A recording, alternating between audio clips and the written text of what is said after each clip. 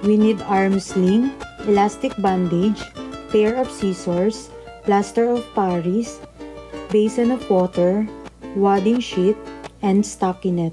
Good day everyone, I'm Odosis Maria Eliza Ariza from Section B. This is my sister. Today I'll be demonstrating the long arm posterior mold. As we all know, the long arm posterior mold is very useful, especially when transporting the patient to the hospital facility. This is only a temporary immobilization for the different injuries. So let's start. First, alcohol, face mask. We will start this procedure by measuring the adequate length of the stockinette needed. Stockinette should be around 2 to 3 inches distal to your fingers and up to the level of the shoulder area. After cutting, we will roll it inwards for the convenience of the patient. It is applied from 2 to 3 inches distal to the fingers up to the axillary wrist.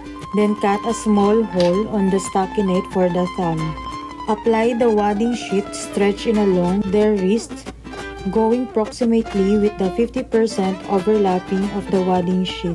We will now determine the length of the cast that is needed for this patient. We will use this wadding sheet as a template for the length.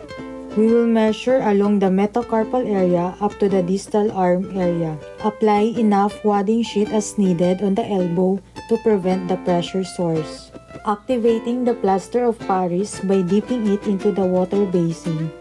Make sure all the bubbles were dissipated, so enough water has zipped through the plaster of Paris.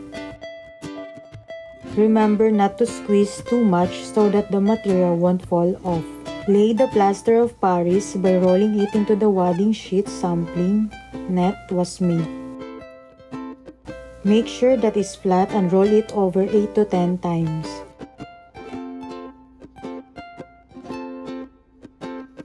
Apply the mold and gently fit it over the arm. Apply the elastic bandage over the mold. It should be a bit tight to ensure the proper fitting of the mold into the arm. Then wait for 5 to 10 minutes. After waiting, then remove the elastic bandage that was initially applied that was tight.